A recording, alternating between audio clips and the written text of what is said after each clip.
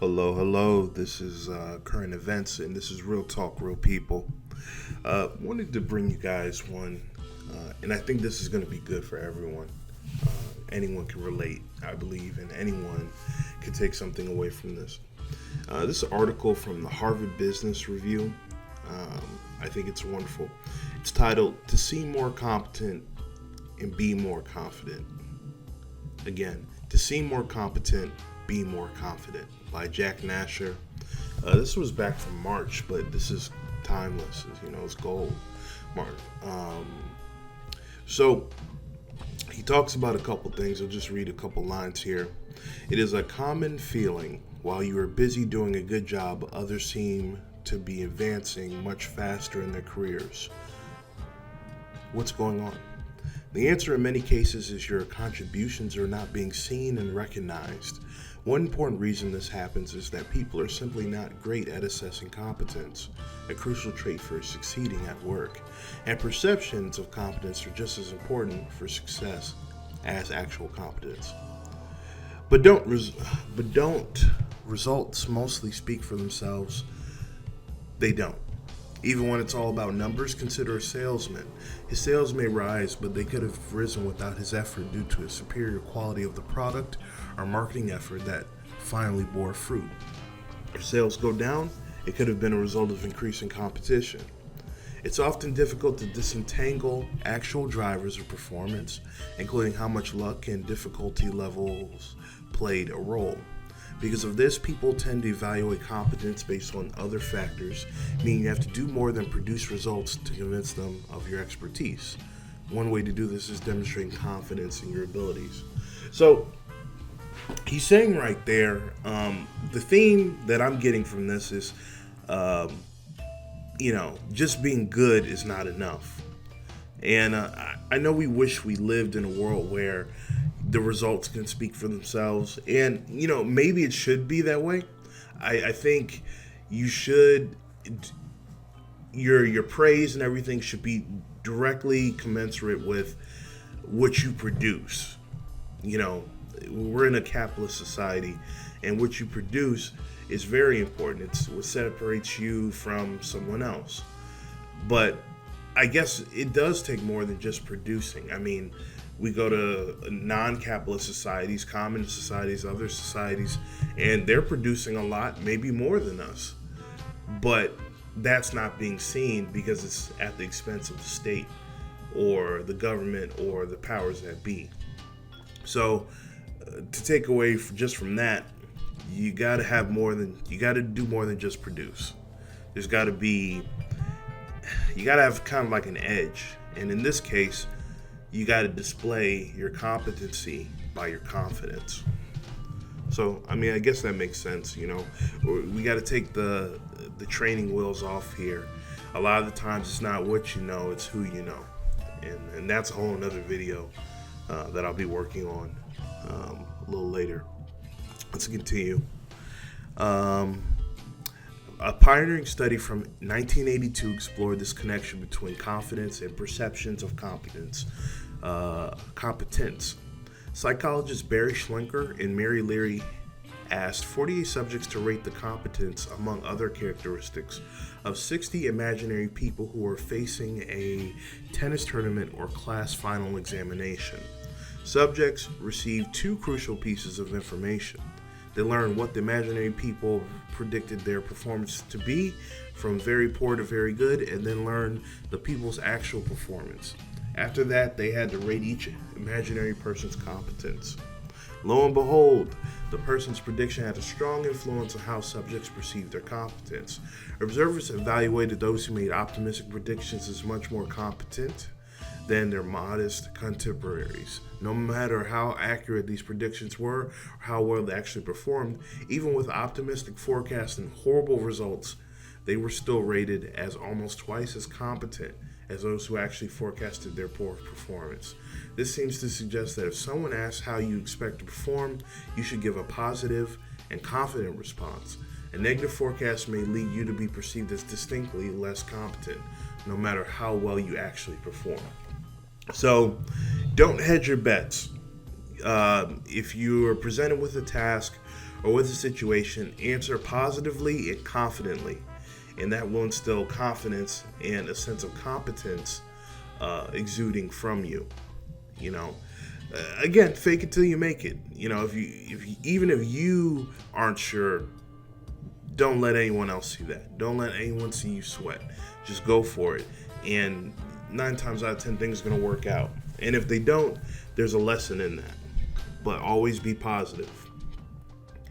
And these are good tips. I mean, I know a lot of people, including myself at some points, felt like they've been passed over many times for promotions and opportunities. And, this could be the key to breaking through all that. Reinvent yourself. If you coming off as I don't want to say a negative person or someone that is grounded in reality, maybe boast about yourself, because remember, competence comes from confidence in your abilities. All right, let's continue. Over the last few decades, researchers have scrutinized the effects of projecting confidence versus modesty, gathering rather contradictory conclusions. But a recent replication of Schlenker and Larry's 1982 studies supported these original findings. This found that projecting confidence does lead to positive effects, but only when it is non-comparative. So there's a caveat there. In other words, praising your competence seems to be fine as long as you do not claim that others are incompetent.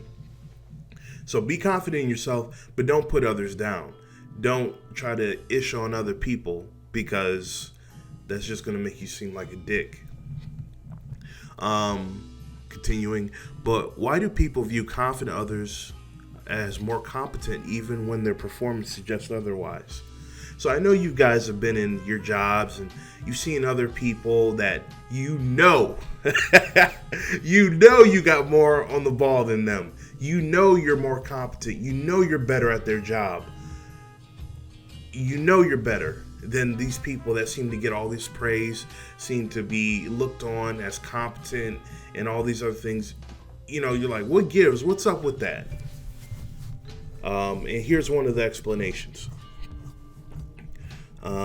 Let's see here. One explanation is that we have a tendency to believe what we are told and to confirm our beliefs by selecting information that supports them.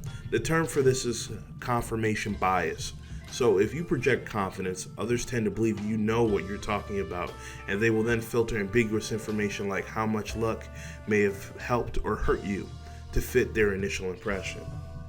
So people want to believe you. Give them something to believe. Continuing, while it's unwise to project fake confidence when you know you won't perform well, being too modest likely won't serve you well either. As saw in Schlenker and Larry's study, people tend to penalize humble actors by deciding against them and choosing the confident ones. AKA, modesty is regarded as hedging against possible failure and attempt to take wind out of a critique's sails. If the expert doesn't trust in his or her abilities, how could anyone else? So breaking that down even more, even though it was broken down twice, don't be modest. Don't be humble. If you are in a situation where you can, you don't know quite how you do, go for it. Fake it till you make it. Because if you try to, soften the blow so you don't feel bad and others don't feel bad, that just makes you seem less confident.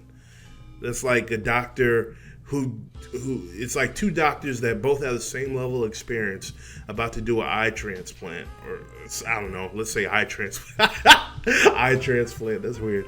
An eye transplant. And one doctor's like, all right, yep, I'll be able to take care of this. We'll go ahead and do this, and it's all gonna work out. Okay, I'm gonna go with that doctor versus the doctor says, I'll be honest, man, I've never done this, and the failure rate on this is this, but I'm gonna definitely do my best. You're gonna go with the first doctor. No one wants to hear excuses. No one wants to hear I may or may not be able to do it. People love confidence. Even if you're not confident, show that. Don't be modest.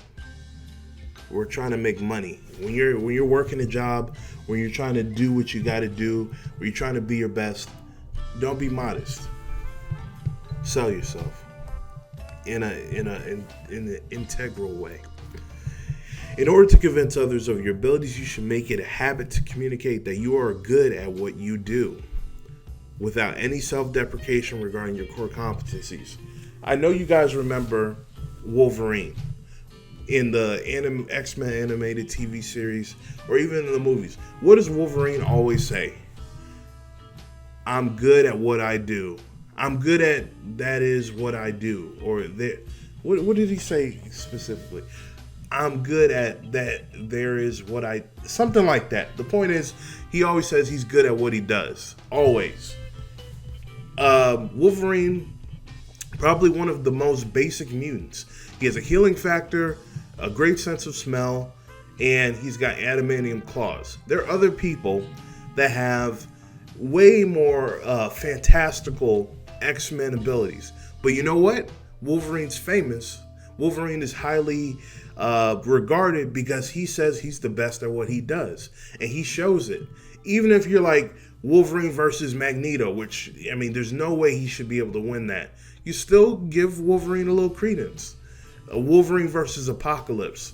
You're like, Wolverine might be able to do it. Even though Apocalypse has got all these crazy powers. Wolverine versus anyone, you're like, maybe he can do it. Because he's confident in himself and thus you're confident in him. Barring the fact that this other guy or this other mutant or this other Sentinel's got all this stuff over them, be confident. Great example, I think. This, continuing to read, this doesn't always come easy. To feel more authentic, demonstrating confidence, you may first have to convince yourself. Ask yourself, these are a couple questions you can ask yourself. What am I good at? What was my greatest success so far? And why should others be led by me? What do I know they don't? These are some good questions. Again, you write this down. I'll repeat. What am I good at? What was my greatest success so far? Why should others be led by me? What do I know that they don't? And then it continues to read. If you have a hard time answering these questions, you have a problem.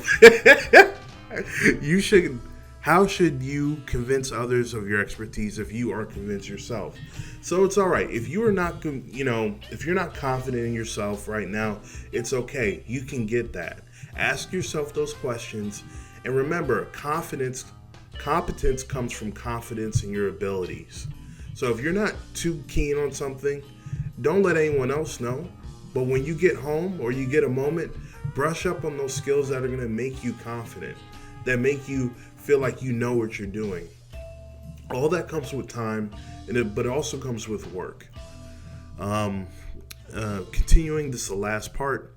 Praise yourself daringly. The philosopher Francis Bacon said, because as he continued, something always sticks.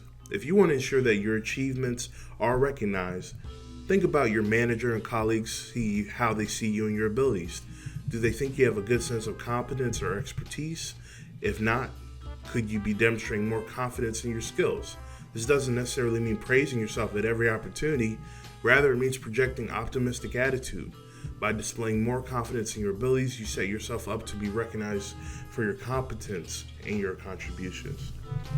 Great article from the Harvard Business Review, and very, very telling. I think this is some good information that's going to be able to help everyone. Of course, I will put the link in the description so you can read this on your own time and refer back to it, or just watch the video again. But yes, this is a great article. I definitely want to bring you guys more positive and helpful content like this, and just throw my spin on it. But again, I'll always put the source material in the description so you guys can digest it however you like. All right. Well, this is Current Events. This has been Real Talk, Real People. As always, context is everything. And we will see you guys on the next one.